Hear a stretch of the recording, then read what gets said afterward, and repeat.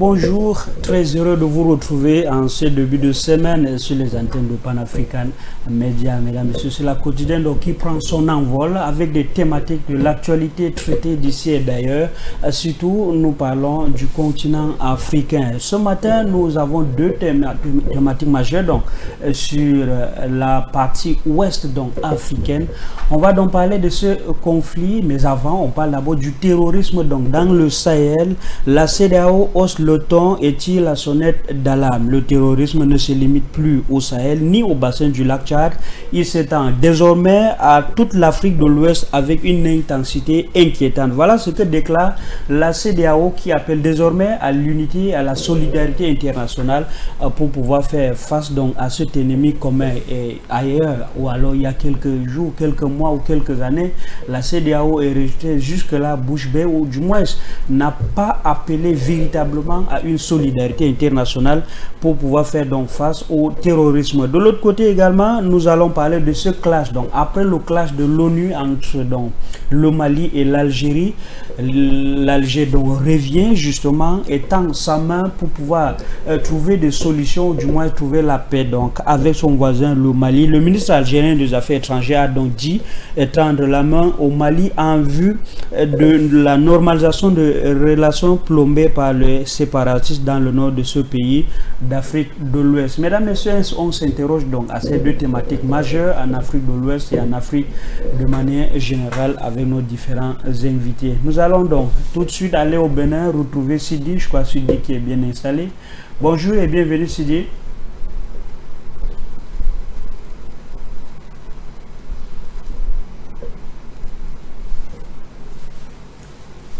Quelques soucis donc avec Sidi. On va tenter bien évidemment avec Kim Jérémy. Sidi, je ne sais pas si vous avez activé, mutez un peu votre son, parce qu'on n'a pas votre retour sur le plateau. Oui, bonjour, Pan-African Media. Bonjour à tous les milliards de téléspectateurs de Pan-African Media. Bonjour à la qualité Pan-African. L'homme qui est le président pour à toute la jeunesse africaine engagée pour la Côte d'Ivoire et bien sûr pour la libération des peuples complets de notre continent. Donc voilà encore une fois pour parler de l'Afrique et bien sûr de la Côte d'Ivoire et de la libération de notre continent. Certes, nous avons été longtemps dominés par l'accident collectif à travers cette méthode brutale, inhumaine et vraiment qui ont causé beaucoup de dommages. Mais aujourd'hui, nous sommes ces nouveaux Africains engagés, décomplexés pour la libération de notre continent. Une fois encore, merci de m'avoir invité dans votre télévision et que Dieu, le vrai et les ancêtres nous accompagnent. Je vous remercie. Merci également à vous. Je rappelle aux téléspectateurs que vous êtes donc le consultant permanent de cette émission, la quotidienne sur Pan-African Media. Alors Sidi, avant que Kim et peut-être Daniel Chematine nous rejoignent, donc on va aller tout de suite pour déjà savoir, surtout pour la première thématique en ce qui concerne le terrorisme au Sahel.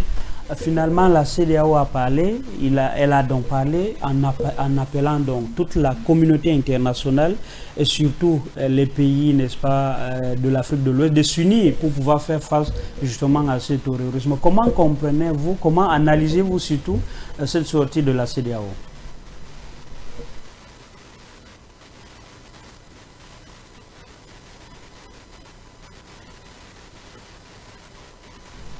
Activez votre micro, Sidi.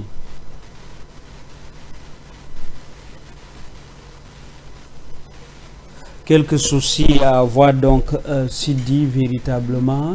J'imagine que le problème sera donc réglé d'un moment à l'autre. Alors je parlais comme ça de ce terrorisme. On comprend évidemment comment ce phénomène a pris de l'ampleur au niveau de la partie ouest africaine, au niveau du bassin. Le volume n'est pas très bon. Voilà, cette fois-ci on vous écoute. Allez-y, Sidi. Bon, j'ai pas bien entendu la question. Hein. Voilà, justement, pour la première thématique, on parle du terrorisme. Alors, je demandais comment analysez-vous cette sortie de la CEDEAO qui appelle un peu plus de solidarité. Finalement, même avec l'AES avec qui elle avait des problèmes, la CEDEAO veut au moins renouer quand même et appeler cela à revenir sur la table pour pouvoir faire face au terrorisme. J'avais décidé de ne plus jamais parler de cette CEDEAO vaurienne, inutile pour le développement de l'Afrique. Mais lorsqu'elle s'obstine à faire ce qu'elle est en train de faire, je crois qu'il est normal que de temps en temps, que nous lui répondons à cette CEDEAO. Moi, je voulais, avant tout propos, m'incliner devant la mémoire de tous les Africains tombés sur le champ d'honneur contre ces terroristes maléfiques au service du diable. Avant tout propos, de ce que moi j'aimerais d'abord faire. Maintenant, lorsqu'on va aller dans le vif du sujet, la CEDEAO, la communauté des Européens, c'est une association de chefs d'État mal élus qui, en réalité, n'a qu'une seule vocation, faire régner l'impérialisme et l'esclavage dans notre continent. Ils n'ont pas un autre objectif. Aujourd'hui,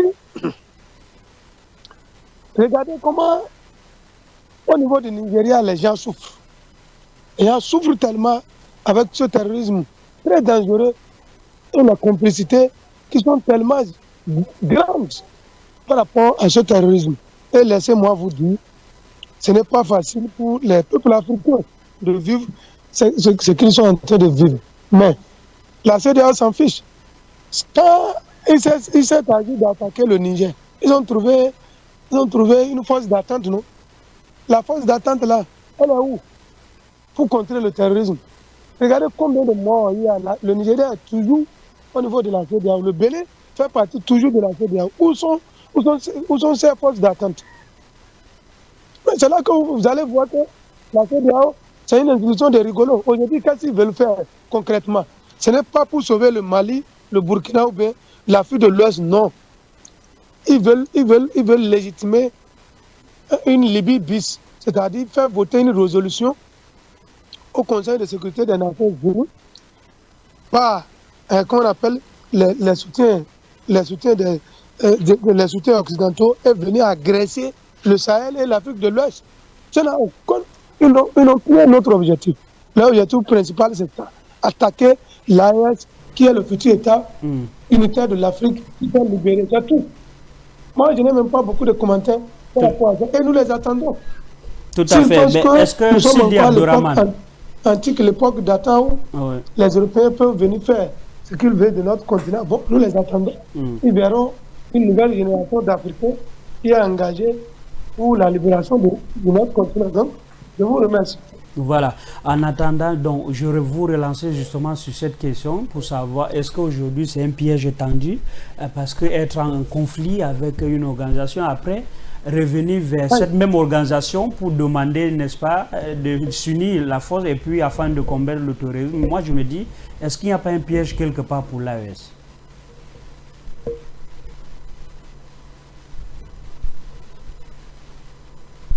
Alors, c'est là. Le micro. Oui, je dis la question là. La question là, je ne m'ai pas bien saisi. J'étais en train de dire qu'est-ce qu'il n'y a pas un piège quelque part sur Abdourahmane quant à l'AES, parce qu'aujourd'hui, on sait très bien, n'est-ce pas, le conflit qui existait déjà, ou qui existe même désormais entre la CEDEAO et l'AES. Et aujourd'hui, cette même CEDEAO appelle l'AES, n'est-ce pas, pour qu'elle unisse leurs forces et combattre le terrorisme. Est-ce qu'il n'y a pas un piège quelque part, en fait? Oh là là, je ne vous reçois pas, hein?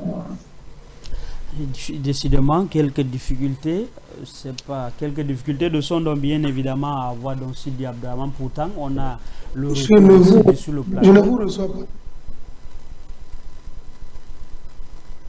Voilà, donc, mesdames, messieurs, en attendant que tout rentre dans l'ordre, vous qui nous suivez, vous pouvez également apporter votre contribution, soit nous envoyer des SMS, soit alors appeler même en direct, parce que tout à l'heure le standard sera donc ouvert pour ceux qui aimeraient bien donc contribuer et donner leur point de vue par rapport à ces deux thématiques. Nous parlons du terrorisme au Sahel. Et parlant du terrorisme, bien sûr, il y a dans cette sortie de la communauté économique des États de l'Afrique de l'Ouest, donc qui a demandé à ce que les pays membres s'unissent et surtout également ceux de l'AES s'unissent pour pouvoir faire face à ces phénomènes qui va donc grandissant dans le grand ouest donc, de l'Afrique. C'était donc ça. On était donc avec Sidi Abdraman pour tenter de savoir est-ce que ce n'est pas un piège lorsque la CEDEAO appelle l'AES également à s'unir avec les autres pays de l'Afrique de l'Ouest pour combattre le terrorisme. Est-ce qu'on résout un problème avec celui qui l'a créé? Voilà la grande interrogation. Le problème, les sponsors du terrorisme, les soutiens indépendants du terrorisme, ce sont ceux-là qui ont pour propriété privée la CEDEAO. Donc on ne peut pas résoudre un problème avec celui qui l'a créé. Qui va encore faire confiance aux Occidentaux? Sans ces terroristes, ils ne peuvent pas nous contrôler. Ils ne peuvent pas venir s'ingérer dans nos affaires internes. Ils ont besoin de ces criminels-là pour venir occuper, comme on appelle, l'Afrique. Donc on ne peut pas se mettre dans la gueule du loup. Depuis 2013, le Burkina Faso, le Mali, le Niger, le Bénin, on était en train de traiter avec eux. Est-ce que ça a empêché que les terroristes envahissent Bamako avant l'arrivée de Hasmi? Est-ce que ça a permis et ça a empêché que les terroristes occupent le Burkina Faso, occupent le Niger, occupent, comme on appelle, beaucoup de territoires en Afrique de l'Ouest? Non. Moi, je ne comprends pas.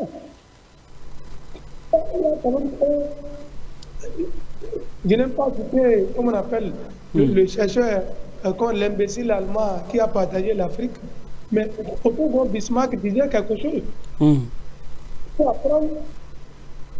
Les idiots apprennent de leurs propres erreurs. Oui. Et les hommes intelligents apprennent des erreurs des autres.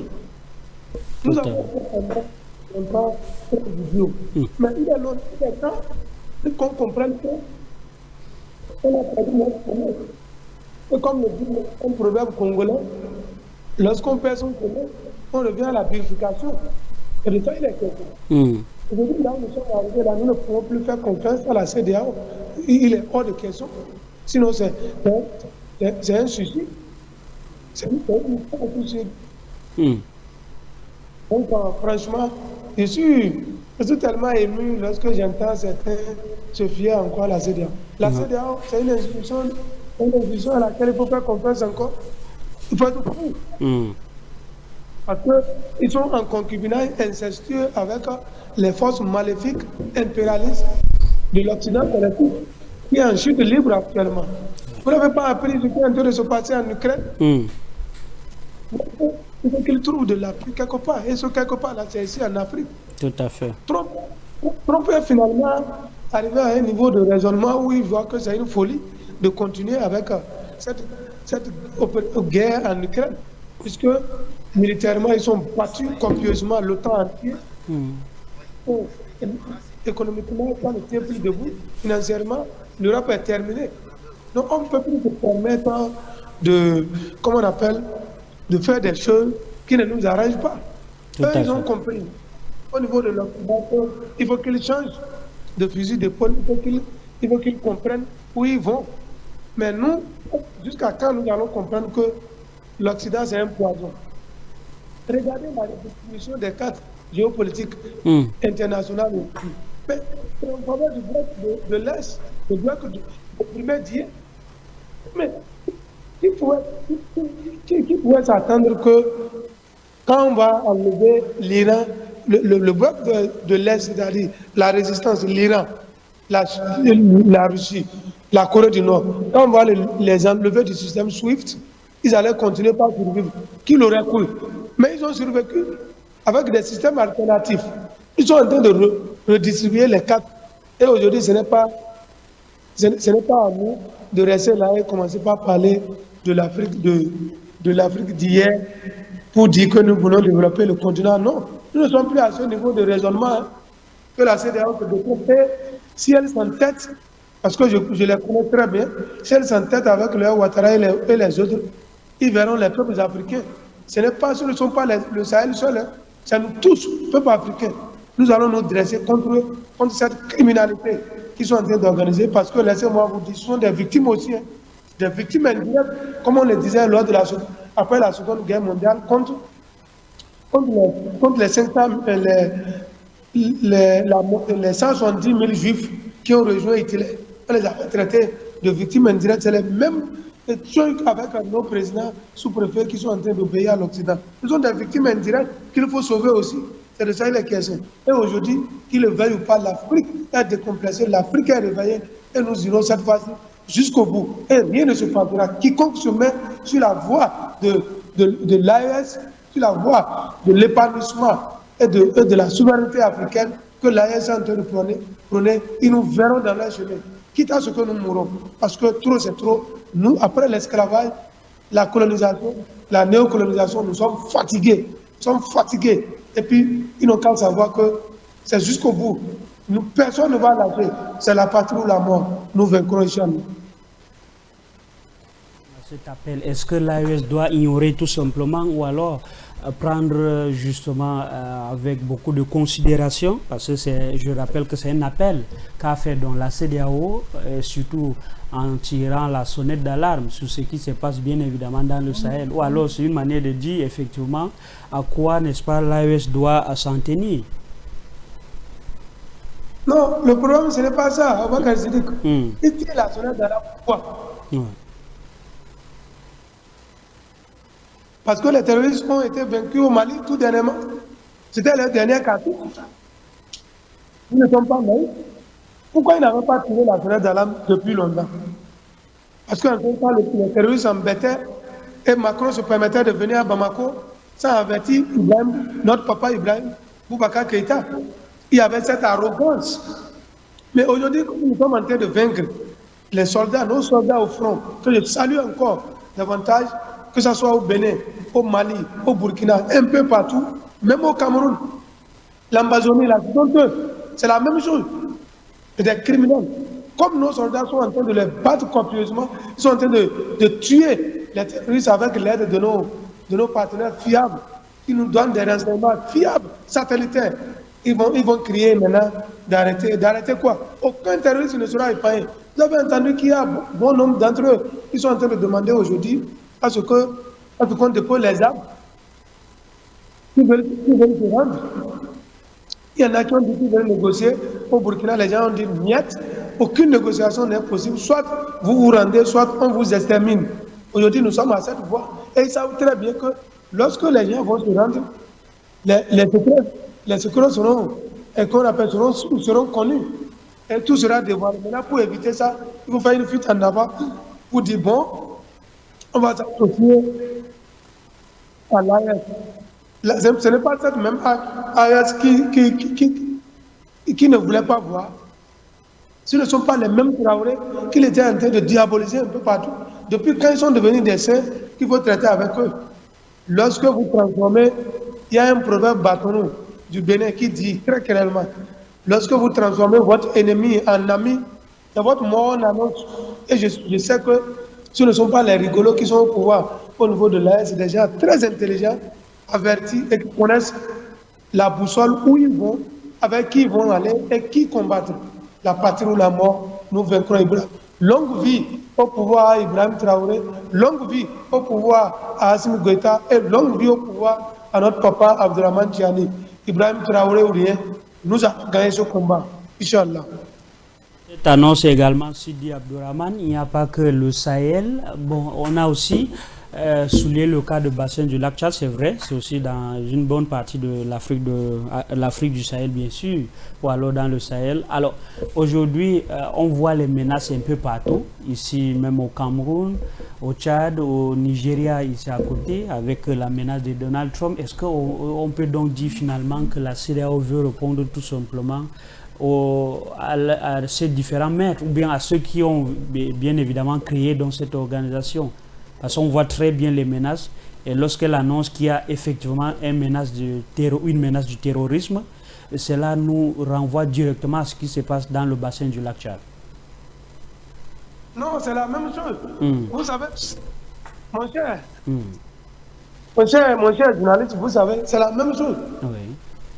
C'est la même chose. Nous nous guérissons ou nous périssons. C'est tout. Ils sont Regardez comment ils ont menacé le fils Déby, le maréchal Idriss Déby. Tout à fait. Maman. C'est parce qu'ils n'ont pas pu le combattre maintenant qu'ils sont en train de chercher quoi. Il faut regarder leur méthode. L'Occident n'a jamais changé de méthode. C'est toujours pas les... Ils commencent d'abord par les menaces.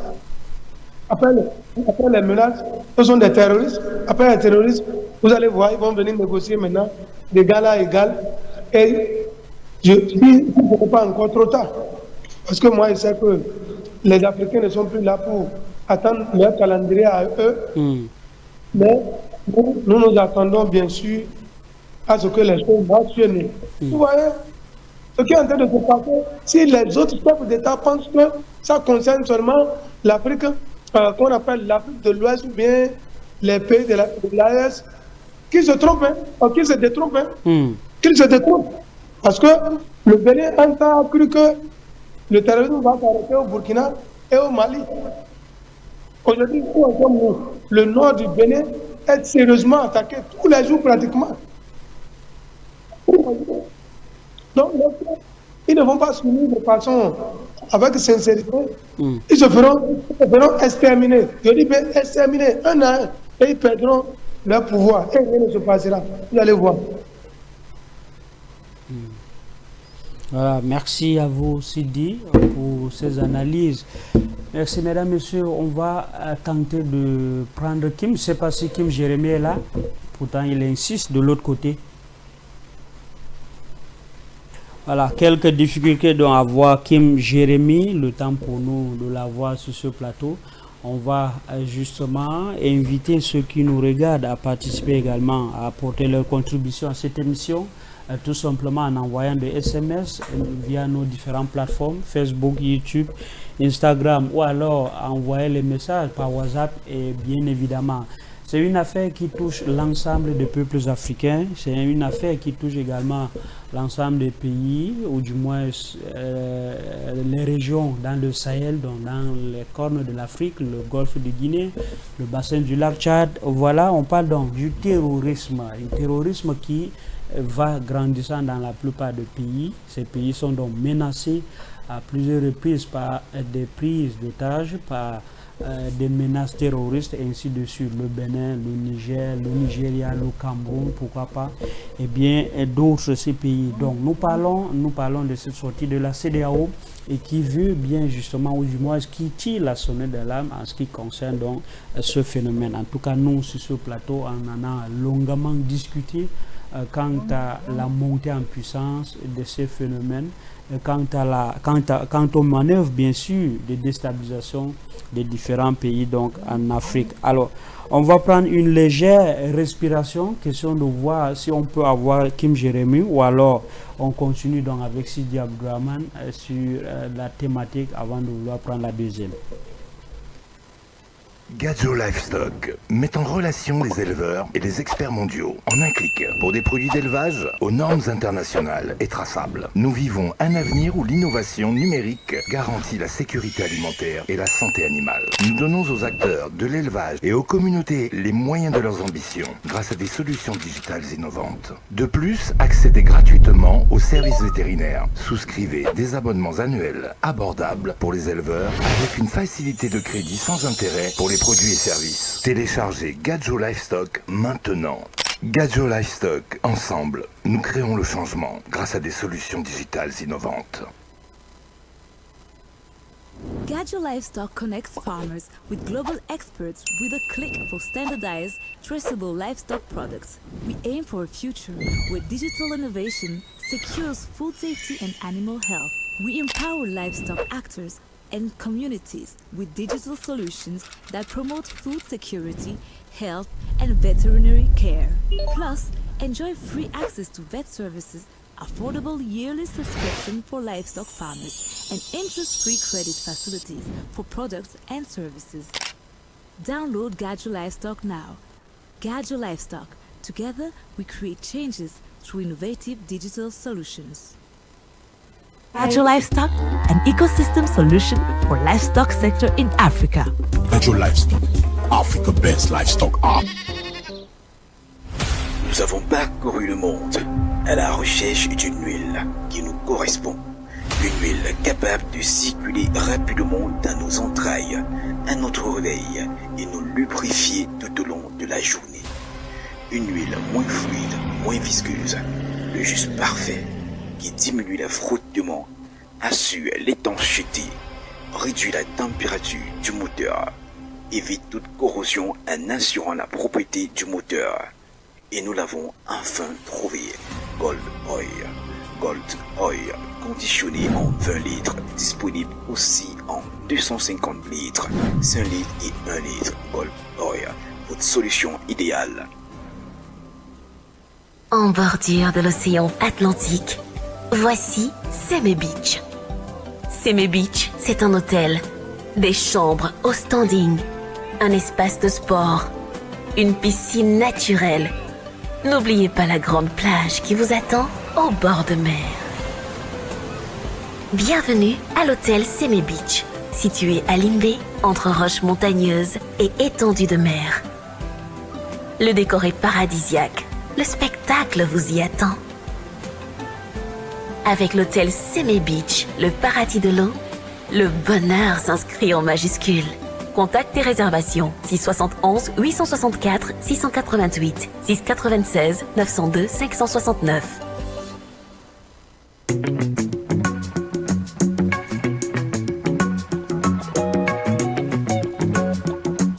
Pour tous vos besoins en lotissement, vente et achat de terrain en Afrique, le groupe Objectiva a la solution. Spécialiste des activités foncières, nous vous proposons les meilleurs conseils pour assurer vos investissements fonciers immobiliers en Afrique. Contact plus 237 690 86 37 98. Plus 237 675 89 97 38. Groupe Objectiva, votre acquisition et sécurisation foncière, c'est notre affaire.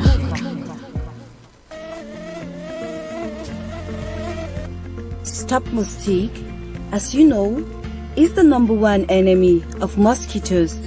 The new generation hygienic insecticide, Stop Moustique, enables us to safely kill mosquitoes, flies, and cockroaches in our homes, rooms, offices, and inpatient rooms. Stop Moustique is effective, safe, and non-toxic.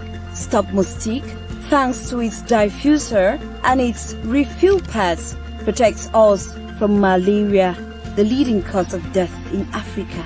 At your request, the Stop Moustique family has evolved now with a spray bottle of 300 milliliters. This new technology respects the environment because it does not contain greenhouse gases. Stop Moustique is effective and non-toxic. Stop Moustique is an ISO certified product homologated by competent health authorities. Stop Moustique, take advantage.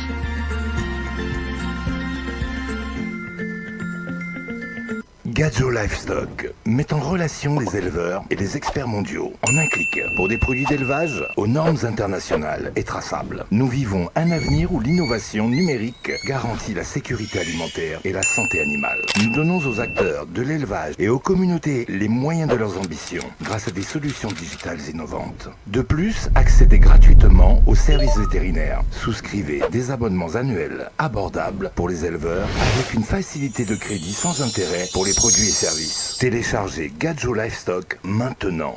Gadjo Livestock, ensemble, nous créons le changement grâce à des solutions digitales innovantes.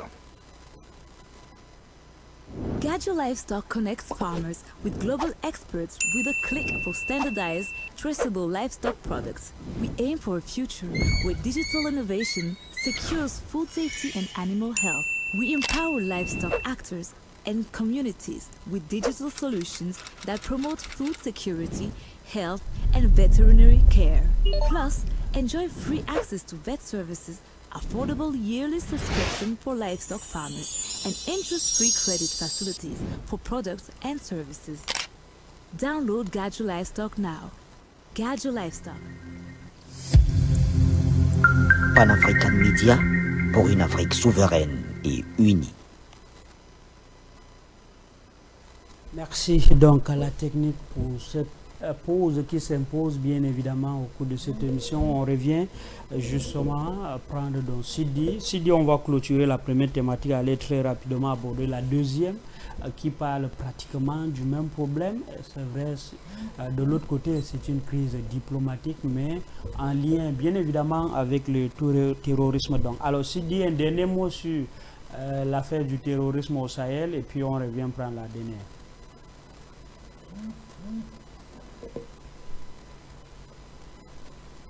Est-ce que Sidi a muté son micro?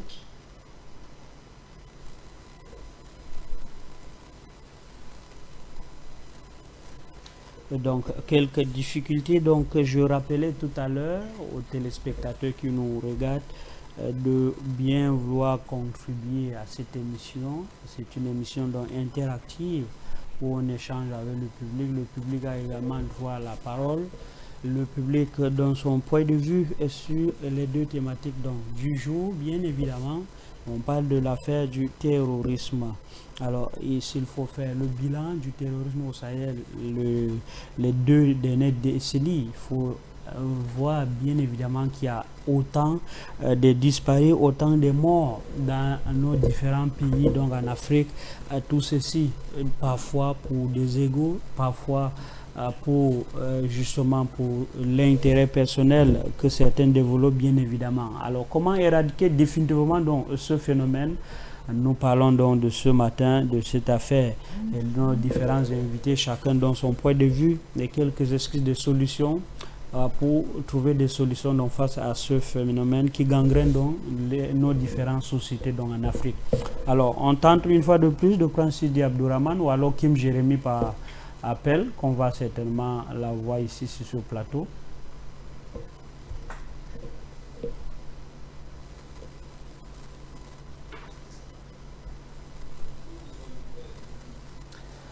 Sidi, vous êtes en train de parler, mais on n'a pas votre retour sur le plateau. Essayez de voir avec votre son. Je ne sais pas s'il est muté ou pas.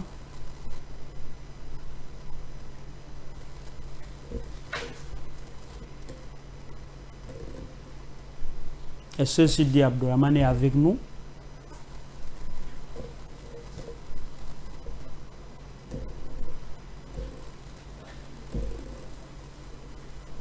Ok, on va donc tenter de prendre Jérémy, Kim Jérémy, qui souhaiterait également intervenir à cette émission. Et bien évidemment, mesdames, messieurs, appelez ou alors envoyez des SMS. On vous attend donc sur ce.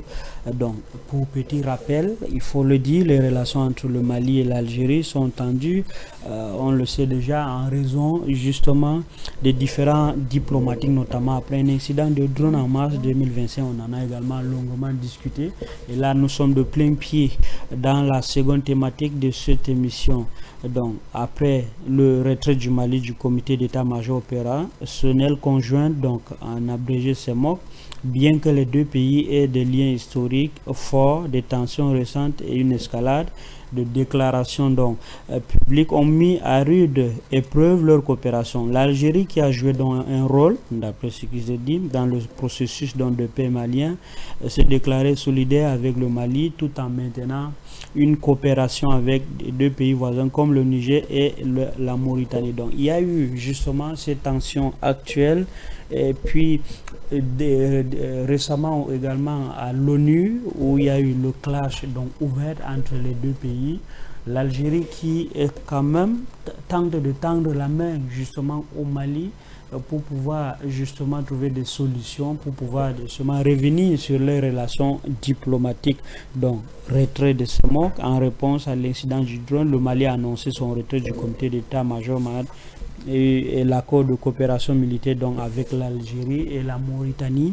Donc ça a un tout petit peu joué donc entre ces deux pays voisins de l'Afrique. Donc il y a eu une implication régionale, le Mali et ses alliés de la confédération de l'AES donc ont exprimé leur désaccord avec l'attitude algérienne, soulignant la détérioration donc auprès d'instances internationales, des relations régionales entre donc les deux pays et même les autres pays membres de l'AES. Mesdames, Messieurs, nous sommes donc de plein pied bien évidemment dans la seconde thématique de l'émission. On revient avec Sidi Abdourahmane. Est-ce qu'il est là ou pas? Oui, je suis là. Voilà, Sidi Abdourahmane, je demandais tout à l'heure un dernier mot sur la première thématique avant qu'on aborde donc la seconde qui est un peu, ou du moins qui est même liée justement à ce phénomène du terrorisme dans le Sahel. Non, mon dernier mot, c'est que tout le monde se prépare à la guerre, c'est tout. Donc la guerre donc lancée. Parce que lorsque vous les voyez, c'est pour tuer les gens, ils sont là. Il n'y a pas une autre solution. Ouais. Le chien ne change jamais sa manière de s'asseoir. Donc, c'est pas le problème. Voilà. L'Algérie qui tend donc désormais la main au Mali et qui veut revenir sur leurs relations diplomatiques, c'est-à-dire entre deux pays voisins. Qu'est-ce que ça vous dit exactement, vous? L'Algérie, c'est un pays. L'Algérie, c'est un peuple que le Mali a aidé, sinon le peuple là serait en disparition. Était en disparition, Modibo Keïta a hébergé les gens là-bas. Oui. Mais l'actuel élite qui dirige l'Algérie, ce sont des terroristes. Moi, je dis, c'est bon, moi, je n'ai aucune confiance en eux. Oui. Parce qu'ils ont montré à plusieurs reprises qu'on ne pouvait plus leur faire confiance. Il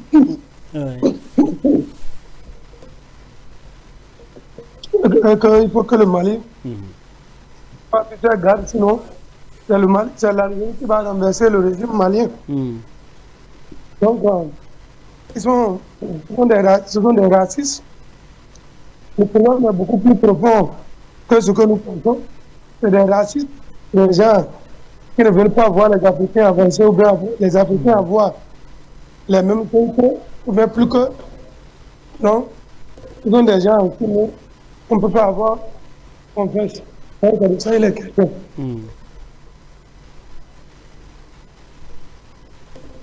Et aujourd'hui, avec cette main tendue, dit-on, est-ce que le Mali doit recevoir ou bien doit tout simplement continuer dans cette crise, entre guillemets, parce qu'il faut le rappeler, les deux pays partagent quand même une bonne frontière et surtout, il y a ce peuple donc, qui se partage les deux pays également, donc un seul peuple qui se retrouve au Mali et en Algérie.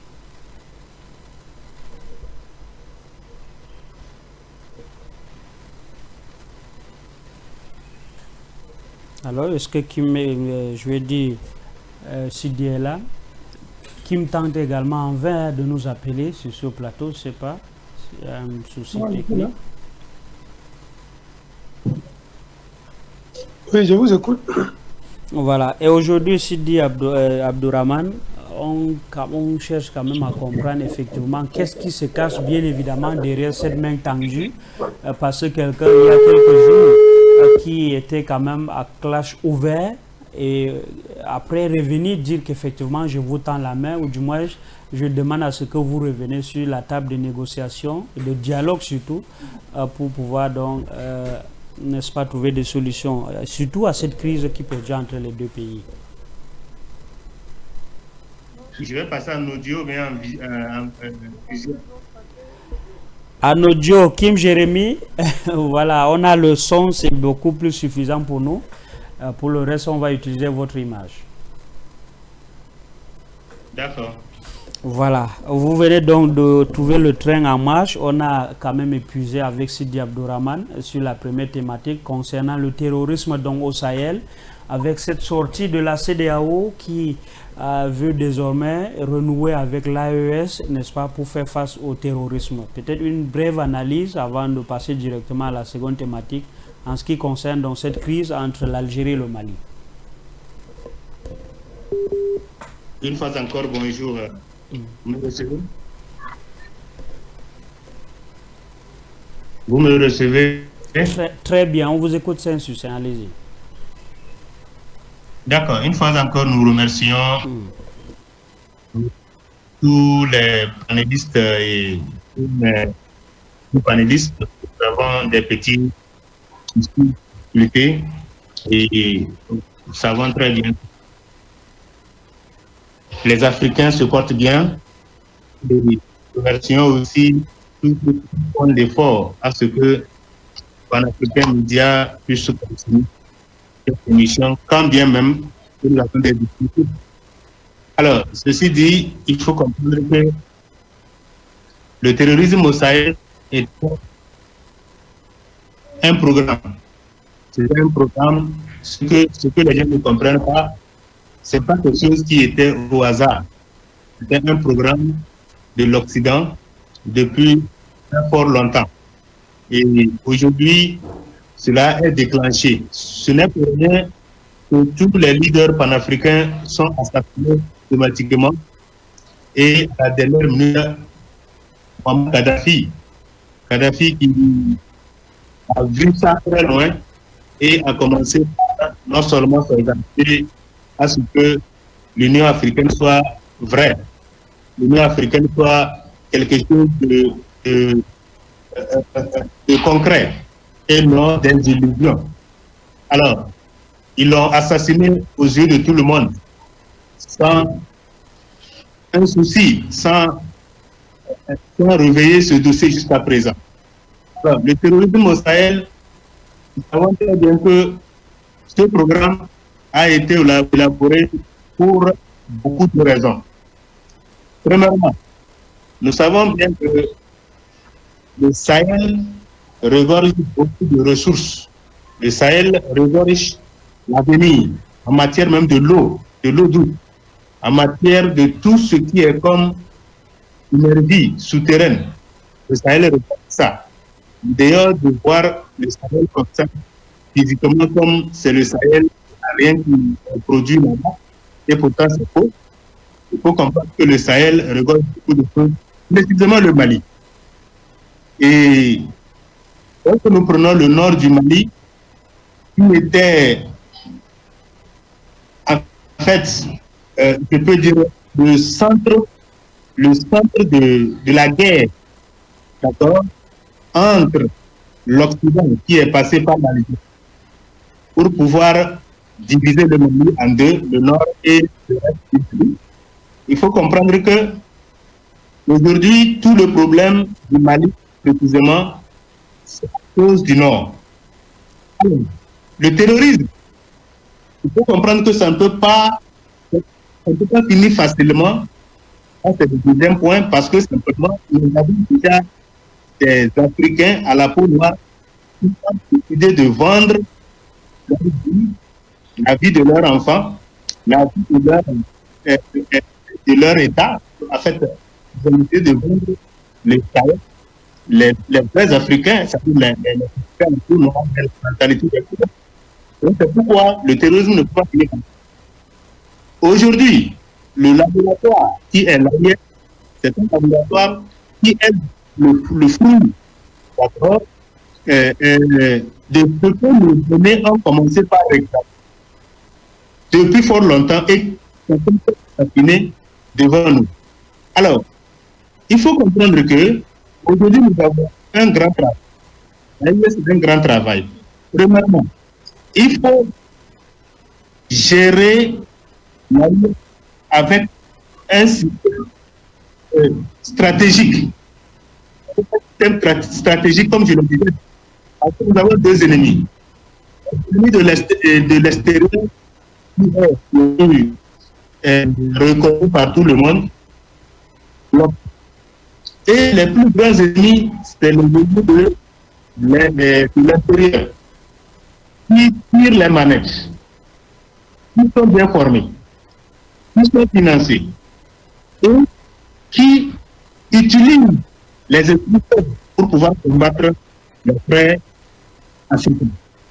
Donc, est-ce que nous allons rester pour toujours être utilisés comme des dieux ou bien des animaux, ou bien nous allons prendre conscience pour pouvoir récupérer ce qu'on a et récupérer l'Afrique? Voilà la question qu'on doit se poser en tant que des hommes qui vivent sur le territoire de l'Aïe, ou bien qui sont du Sahel, mais qui vivent à l'extérieur. Parce que, quelle qu'en soit la situation, la pierre qu'on lance à l'air ne doit pas rester.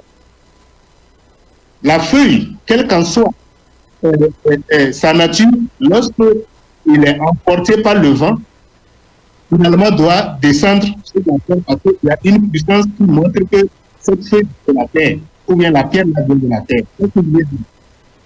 C'est aux Africains de prendre conscience. C'est aux Africains de savoir que, avec la géopolitique du monde entier, personne ne peut vivre ailleurs que lui, là-bas.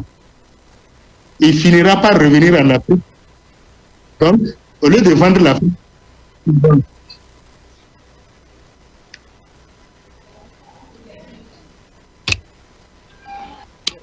Comment est-ce que vous expliquez cela, Hakim Jérémy? Parce que tout à l'heure, on discutait bien évidemment avec Sidi Abdrahman, et là, il y a beaucoup des indices qui nous poussent à croire effectivement qu'il y a un piège quand même tendu.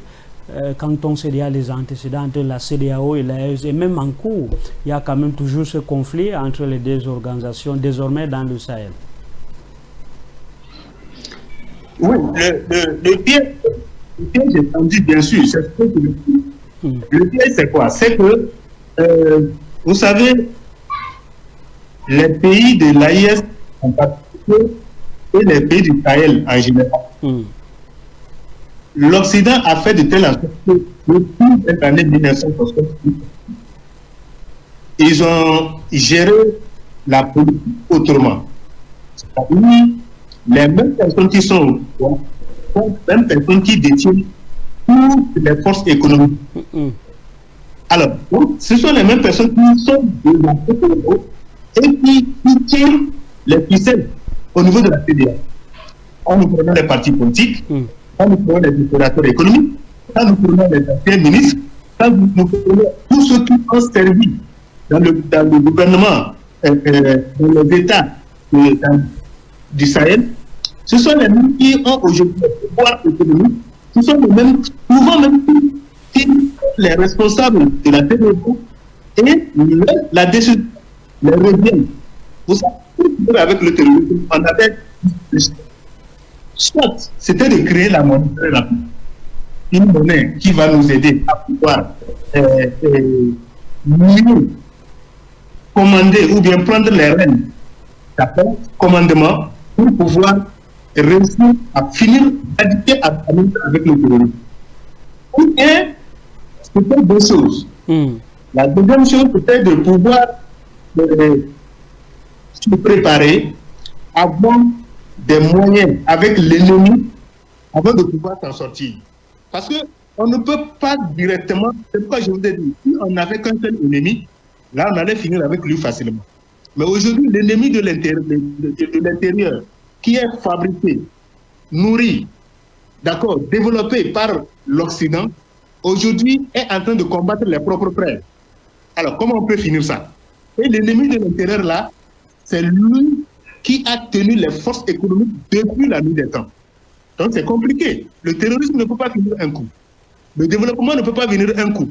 Donc pour moi, il fallait vraiment, connaissant vraiment ce problème-là, que les États n'avaient pas de force. D'abord, quand pas des États, c'est les mêmes personnes. Quand pas du gouvernement, c'est les mêmes personnes. Je pense qu'il fallait jouer un double jeu, bien se préparer avant de mieux se lancer. Merci. Voilà, merci à vous donc, Kim Jérémy. Et pour revenir directement embrayer la seconde thématique que Sidi a également abordée en premier, parlant donc de ce conflit entre l'Algérie et le Mali. Aujourd'hui, l'Alger étant la main donc à Bamako, qui demande justement aux frères maliens de revenir sur la table afin de trouver, n'est-ce pas, de consensus, ou du moins, n'est-ce pas, de trouver un point commun afin de renouer, voilà, en un mot, renouer justement ces relations diplomatiques entre les deux pays voisins. La question est à moi ou bien c'est à Sidi? Tout à fait, avec vous, Kim Jérémy.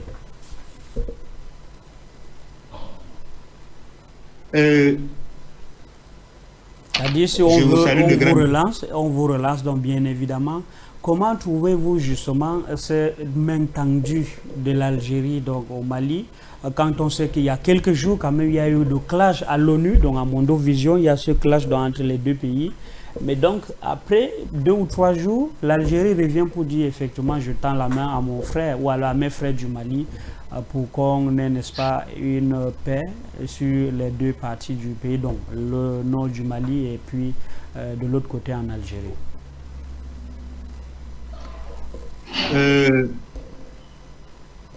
Vous savez, ce problème est tellement très, très, très compliqué et très complexe. Parce que l'Algérie, depuis la nuit des temps, n'a pas été claire avec le Mali. Oui. Et le pays qui devait être reconnaissant avec le Mali, vu leur histoire, parce que le Mali a beaucoup tenu l'Algérie dans la conquête de son indépendance. Mais, vous savez, en matière des intérêts, il n'y a pas d'amis. En matière des intérêts, chacun se défend. Mais ils ne vont pas oublier aussi que quand on parle de l'Afrique, nous sommes tous des Africains. Oui. Mais c'est ce que je dis, à un moment donné, il faut comprendre que aujourd'hui, l'Algérie et l'AIS, en particulier le Mali, ont à un moment donné un maître qui a pris la décision peut-être de donner une vision de libération de souveraineté. Je parle bien de la Russie. Tout à fait. Alors, maintenant, je pense bien que si aujourd'hui la Russie veut vraiment aider l'AIS, et en particulier le Mali, je pense que la seule solution, c'est que les deux fils, c'est-à-dire le Mali et l'Algérie, doivent s'entendre. C'est la seule solution. Parce que sans l'attente de l'Algérie et du Mali, je pense que la Russie ne pourra pas atteindre un objectif. Je peux dire pragmatique qu'elle a visé. Donc ici, l'Algérie, en dehors de se considérer comme des Blancs, parce que l'Algérie ne se considère pas comme les Noirs, ils se disent ils sont blancs, bien sûr, ils ont la peau blanche. Beaucoup de choses se sont préparées en Algérie depuis la nuit des temps pour pouvoir fragiliser le Mali. Mais à l'heure où nous sommes, moi j'ai toujours dit ça, lorsque nous avons un même maître, je pense que la responsabilité revient à ce maître de prendre une décision. Donc, l'Algérie prend la main au Mali. Je pense que c'est la meilleure des solutions. Mais est-ce que c'est dans le sens de finir avec le terrorisme qui n'arrange pas? Est-ce que c'est dans le sens de bloquer les malfrats, les criminels, d'accord, qui sont tantôt amis et après ennemis de ceux qui utilisent, parce qu'ils vont utiliser l'Algérie contre le Mali. Après, l'Algérie va devenir quoi? Est-ce que les gens pensent qu'il faut toujours rester dans la guerre pour pouvoir vivre sur cette terre? Donc, je pense que si l'Algérie a pris cette bonne décision, il n'y a pas de problème. Nous sommes dans la même dynamique. Nous sommes dans la même vision. Personne n'aime verser le sang. Personne n'aime rester dans la guerre. Mais si c'est que la guerre a aidé certaines personnes aujourd'hui qui regrettent, je pense que la solution, c'est de se donner la main, comme je l'ai déjà dit plus haut, mais que ça soit une décision sincère et non une décision d'hypocrisie ou bien une décision de domino. Parce que l'Algérie, si c'est qu'aujourd'hui, l'Algérie a son territoire, si c'est que l'Algérie doit gérer son territoire, il n'y a pas de problème. Mais si c'est que l'Algérie tend la main au Mali pour qu'à un moment donné, on puisse utiliser l'Algérie, bien que l'Algérie réclame une partie du Mali, je pense que ce ne sera pas possible, ni aujourd'hui ni demain. Parce que chacun n'a qu'à gérer les problèmes de son territoire ou même de son pays. C'est ça qui est encore mieux. Mais si c'est qu'à un moment donné, il faut imposer un autre pays à vous aider une partie, parce que, ou bien pour certaines raisons, je pense que ça serait impossible et le Mali n'est pas prêt à accepter ça. Et le Mali connaît très bien l'Algérie, comme l'Algérie aussi connaît le Mali. Je pense qu'il est temps au XXIe siècle, à la croisée des chemins, de se dire la vérité et de pouvoir avancer.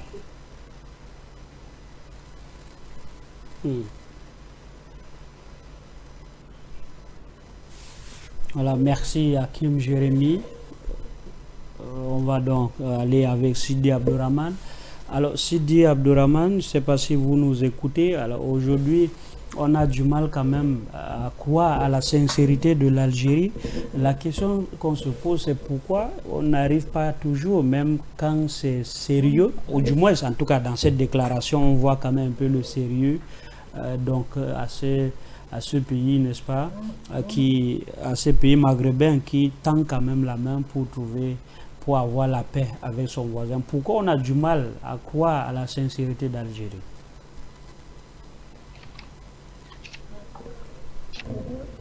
Monsieur Aboubacar Sidou, la fois passée, moi j'ai écouté Linda Larbaoui, qui est une femme voisine, où elle continue pas de prendre. Monsieur René. L'accord de l'Alger. Comment voulez-vous qu'on fasse confiance à ceux qui défendent l'accord de l'Alger, qui prônent la partition du Mali en deux? Vous pensez qu'on est fou? Ou bien parce qu'on est noir, on ne réfléchit pas? Parce qu'on est noir, on ne réfléchit pas. Nous savons ce que consacrer les accords d'Alger. Si quelqu'un défend ça, c'est un ennemi. Ce n'est pas quelqu'un avec qui il faut discuter. Si l'Algérie veut que nous la croix, il faut que d'abord elle renonce à toute sa criminalité. Elle annonce, il faut qu'elle renonce aux accords d'Alger, renonce de s'ingérer dans les affaires intérieures du Mali, ça fait 2. Et troisièmement, cesse de traiter avec les impérialistes criminels comme la France pour déstabiliser qu'on appelle le Mali, et bien sûr qu'elle fasse arrêter ou bien qu'elle éjecte de l'Algérie tous les terroristes qui embêtent le Mali. C'est si elle fait ça, on va commencer par la croix. Sinon, au cas contraire, nous sommes aux aguets et nous l'attendons pour la détruire aussi. C'est de ça il est question. Œil pour œil, dent pour dent. Ce n'est pas que nous sommes contre l'Algérie. Le peuple algérien, c'est un peuple prêt. Mais ceux qui dirigent l'Algérie, c'est des criminels en qui il ne faut jamais avoir confiance. Puisqu'ils traitent avec l'Occident. Et lorsque Linda Larbaoui se permet de dire que il faut qu'on respecte les accords d'Alger, donc ça veut dire que c'est une ingérence flagrante de l'Algérie sur les affaires intérieures du Mali, ce qui est inacceptable. C'est des racistes. Donc, nous savons à quoi nous en tenir. Je vous remercie. Voilà, merci également. Et aujourd'hui, Sidi Abdourahmane, je reste avec vous avant de prendre Kim Jérémy. Aujourd'hui, comment on doit justement accueillir dans cet appel, ou du moins cette main tendue de la part du Mali? Parce qu'on a quand même besoin de tous les Africains, comme on le dit très souvent.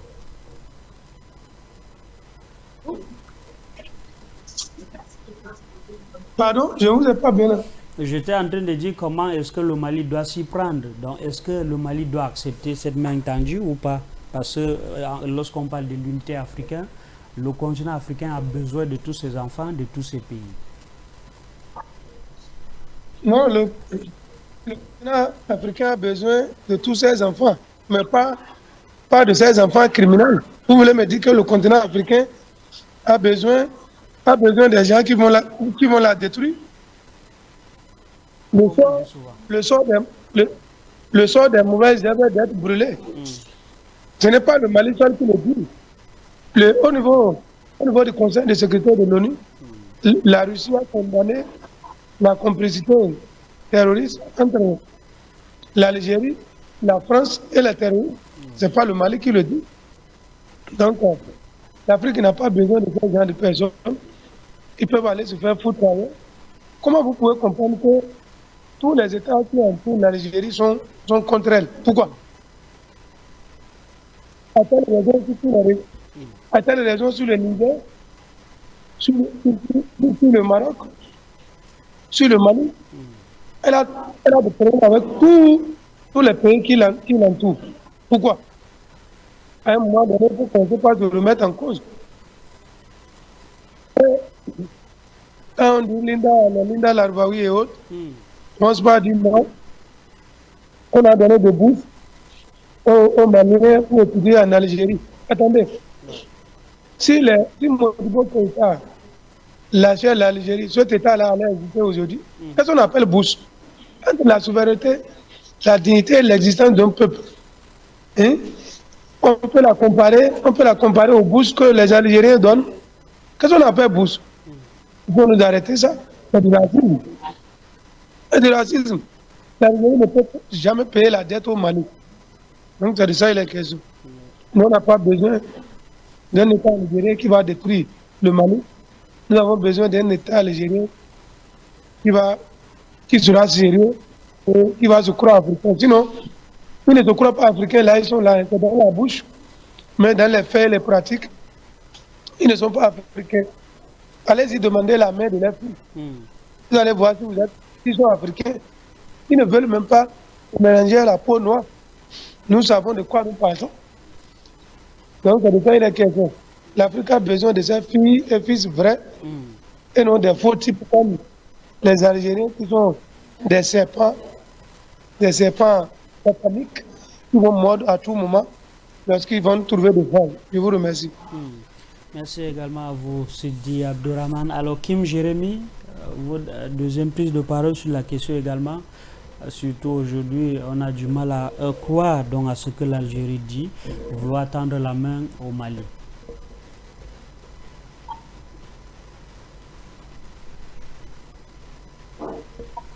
Alors, Kim Jérémy?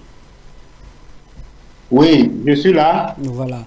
Je demandais donc justement quelle est, en tout cas pour cette deuxième prise de parole aujourd'hui, la même question que je posais tout à l'heure à Sidi Abdourahmane, je vous la pose. Est-ce que pour vous, l'Algérie qui tend la main au Mali, Bamako doit-il accepter ou pas? Tout à fait. Oui, ici, ce n'est pas compliqué. Il faut comprendre que l'affaire est simple. Oui. Vous savez, lorsque nous sommes des anciens amis et qu'on a eu à travailler ensemble, on a eu à collaborer ensemble, ça veut dire qu'on se connaît parfaitement. On se connaît parfaitement et on connaît nos points forts et nos points faibles. On connaît quand est-ce qu'on est sincère, quand est-ce qu'on n'est pas sincère. Mais aujourd'hui, le Mali ne demande pas quelque chose de grave. Le Mali ne réclame pas quelque chose de grand avant de renouer les relations d'amitié avec l'Algérie. La seule chose que le Mali demande simplement, premièrement, vous savez qu'entre-temps, on avait eu le Mali même à faire des sorties et s'adresser au gouvernement de l'Algérie pour des conditions simples. Voici ce que le Mali dit. Le Mali demande à l'Algérie de ne pas s'ingérer dans les affaires du Mali. Premièrement, le Mali demande à l'Algérie de ne pas s'ingérer dans les affaires de l'État malien. C'est pas compliqué. Donc, ça, c'est la première demande. En deuxième position, quand on dit de ne pas, quand on dit de ne pas s'ingérer dans les affaires d'un État, mais d'ailleurs même, ça c'est porter atteinte à la sûreté de l'État là. Et ça, si c'est que l'ONU était une institution sérieuse, c'est ce que l'ONU devait combattre. Mais comme l'ONU est elle-même une institution qui divise et qui crée des soucis, des problèmes, c'est-à-dire ils font le contraire de ce que leur charte a demandé, voilà pourquoi ils ne disent rien. Sinon, comment se fait-il qu'un État de droit, un État indépendant, doit s'ingérer dans un autre État de droit et dans un autre État indépendant? Ce n'est pas logique. Pourquoi il faut utiliser l'Algérie pour envahir le Mali? Pourquoi c'est l'Algérie qui doit imposer au Mali ce que le Mali doit faire? Pourquoi c'est l'Algérie qui doit demander au Mali de céder une partie de son territoire? Ce n'est pas logique. Ce n'est même pas bon à attendre. Je ne peux pas être père de famille et un autre père de famille va venir me dire ce que je dois faire chez moi. Donc, je pense que, pour répondre directement à votre question, le Mali connaît très bien l'Algérie, que ce soit sur le plan physique ou bien sur le plan mental. Ce que l'Algérie pense des Maliens, le Mali connaît très bien la mentalité ou bien les pensées de l'Algérie. C'est pourquoi je dis, ça ne vaut pas la peine de continuer par jouer l'hypocrisie. Si c'est que l'Algérie doit continuer par jouer l'hypocrisie, ça ne marchera ni aujourd'hui, ni demain avec les Maliens, avec le Mali, parce que simplement, le Mali ne va jamais accepter ce système d'hypocrisie de l'Algérie envers le Mali. Jamais. Mais si c'est qu'aujourd'hui, l'Algérie décide de revenir, d'accord, et d'abord, dans l'histoire, ce que le Mali a fait à l'Algérie, si l'Algérie décide de revenir, respecter le Mali et les Maliens, il n'y a pas de problème. Il n'y a même pas de problème. Le Mali tend la main à tous ceux qui sont sincères, à tous ceux qui les respectent, à tous ceux qui respectent l'intégrité et la dignité des Maliens, c'est tout. C'est pas compliqué. Et là, ensemble, nous pouvons nous donner la main et combattre les ennemis qui ne sont jamais amis de quelqu'un en Afrique, que ce soit la peau noire ou bien la peau blanche. Les ennemis, je le dis, les ennemis qui ne sont jamais amis de quelqu'un en Afrique. Parce que quand ils vont t'utiliser aujourd'hui pour combattre ton voisin, demain, ils vont te combattre toi-même. Nous avons ça, nous voyons ça devant nous à tout moment. Donc, je pense que l'Algérie aura intérêt à être sérieux. L'Algérie aura intérêt à laisser ce système je peux dire, d'hypocrisie, c'est-à-dire la mentalité qu'ils ont dans la tête en disant qu'ils ne sont pas noirs, ils ne sont pas noirs et pourtant ils sont des Africains. Ils n'ont qu'à oublier ça. Donc, pour qu'on puisse vraiment se donner la main et combattre l'ennemi, comme je l'ai déjà dit, moi je fais confiance à la Russie. Sinon, je n'ai jamais fait confiance à l'Algérie. Parce que pour pouvoir enlever cette mentalité dans leur tête, ça sera compliqué. Donc, je pense que, étant dit que la Russie est le maître d'Algérie, et de la même manière aussi, le Mali a aussi comme partenaire fiable la Russie, je pense que c'est à la Russie de faire asseoir les deux dirigeants, ce qui est bon pour eux. À partir du moment où, à un moment donné, un enfant ne peut pas comprendre, je pense que c'est quitte à papa maintenant de dire à cet enfant, si tu refuses vraiment de t'aligner à la loi, voilà ce qui va t'arriver.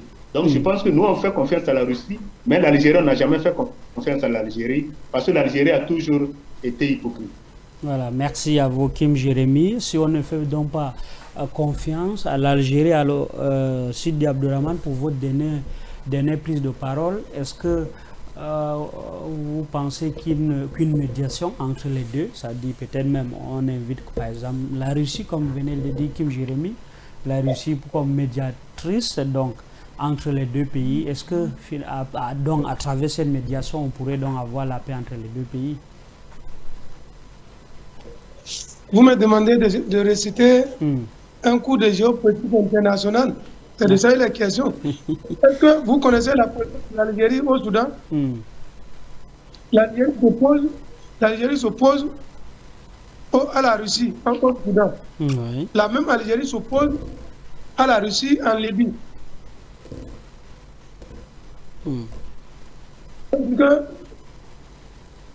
Ça veut dire ce que ça veut dire. Tout à fait. Et là, on pourra donc avoir justement la sincérité dans cette main tendue, parce qu'une main tendue suppose également une médiation. Si tu as un partenaire qui te vend 98% de ton armement, et que toi tu quittes ton partenaire pour aller te mettre en concubinage incestueux avec la Turquie, les Takfiris, avec ce qu'on appelle tes frères, ce que tu prétends être tes frères arabes, et avec les impérialistes qui sont de facto les ennemis de la Russie. Mais il faut comprendre ce qui est en train de se passer. Voilà pourquoi la Russie ne peut pas jouer la médiation. Et d'ailleurs, Abdelmadjid Tebboune a été rappelé à l'ordre par la Russie dans l'histoire du drone de Pingawaten au Mali. La Russie, à travers qu'on appelle la porte-parole de la diplomatie russe, Maria Zakharova, elle a été très claire, avec un ton menaçant. Mais ça veut dire que l'Algérie ne cédera jamais. C'est de ça il est question. Elle va cesser lorsqu'on va l'affaiblir. Elle va cesser lorsqu'elle va se sentir isolée. Nous ne sommes pas contre les Algériens, mais nous sommes contre la junte algérienne qui dit actuellement. Ceux qui n'ont pas la présidence algérienne n'avaient pas été comme ça. C'était des gens bien, qui ont respecté le Mali, compte tenu de ce qui s'est passé par le passé. Parce que ce qu'on ne vous dit pas, c'est que les Maliens étaient aussi allés combattre pour l'Algérie. On leur a donné évidemment de l'argent parce qu'ils n'en avaient pas. On leur a donné des armes qui n'en avaient pas, ils n'avaient rien. Ils étaient dominés. Ils se réduisaient. Et il y avait eu des soldats maliens qui sont allés sur le terrain pour comprendre le FLN. Maintenant, pourquoi en retour aujourd'hui, les autres seront remerciés en monnaie de singe? C'est une ingratitude. Et cette ingratitude n'est pas anodine. L'ingratitude là, c'est du racisme pur. Ils ne pensent pas que l'Africain peut les dépasser un jour.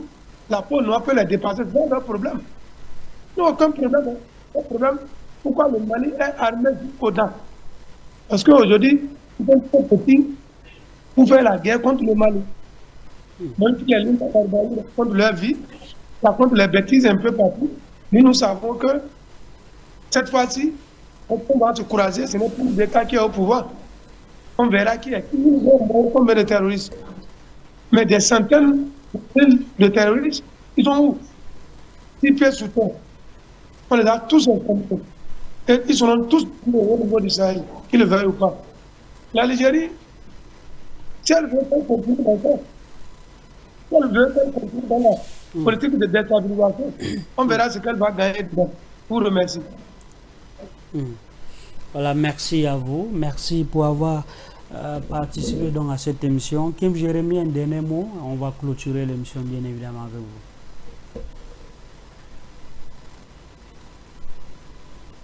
Bien. À M. Sidi. Et lorsque quelqu'un tend la main, on doit recevoir sa main pour l'activation. Oui, vous savez, c'est le souhait de tous les Africains. Oui, c'est vrai. Il faut négocier. Mais n'oublions pas qu'en matière de l'Algérie, d'abord, depuis les années 80, il y a eu toujours des médiations ou bien des négociations depuis les années 80 et qui a porté, après les négociations, ça a créé encore des grands terroristes et des grands rebelles en Algérie là-bas. Pourquoi après les négociations, au lieu de trouver la solution, il faut encore créer des problèmes? C'est ça. Le Mali a toujours accepté les... C'est-à-dire, je vous donne une date de début, depuis les années 80, qu'ils ont commencé à négocier pour ce problème du Nord, le problème du Nord du Mali, depuis les années 80. Tout à fait. Et comprenons très bien que, à ce moment, Kadhafi, paix à son âme, était toujours là. Donc, il faut qu'on comprenne que, en réalité, il y a un problème qui est dans la vie des Algériens. Les Algériens, premièrement, ne pensent pas qu'ils sont des Africains. Il faut qu'on soit clair. En deuxième, c'est-à-dire si je parle des Algériens, je tiens bien mes paroles, c'est le gouvernement algérien. On n'a pas un problème avec le peuple. On n'a jamais eu un problème avec un peuple d'un État. On parle toujours du gouvernement qui tente de diviser le peuple, qui tente de mettre de la zizanie entre les peuples. C'est du gouvernement qu'on parle. On ne parle pas du peuple. Maintenant, imaginez ces gens qu'on a toujours utilisés. Qu'on a toujours utilisé, l'Occident a toujours utilisé, parce que simplement, vous savez, pour pouvoir utiliser quelqu'un, il faut que la personne ait déjà une mauvaise mentalité, une mauvaise idée dans sa tête. Et là, on vient l'utiliser simplement pour pouvoir avoir les autres. C'est pas compliqué. Du moment où les Algériens ne veulent pas considérer les Maliens comme des frères africains, mais comment la sincérité peut venir? Sinon, donner la main et tendre la main, c'est très bon. On va prendre cette main, on va travailler ensemble. C'est ça la logique. Mais moi, j'ai toujours dit, et j'ai dit dans ma sortie aujourd'hui, est-ce que la main tendue de l'Algérie, pour cette fois-ci, pour une énième fois, est-ce que c'est sincère? Est-ce que c'est sérieux? Ça n'a pas commencé aujourd'hui. Si c'est sincère et c'est sérieux, ils sont la bienvenue. Mais seulement ils n'ont pas à savoir que les personnes ou bien leurs amis qui sont en train de tendre la main, l'ami les connaît très bien. Que ce soit sur le plan physique, ou bien sur le plan mental, ou bien psychologique, les Maliens les connaissent très bien. Ouais. C'est pourquoi nous nous disons, en réalité, les Maliens ne font pas confiance à leur...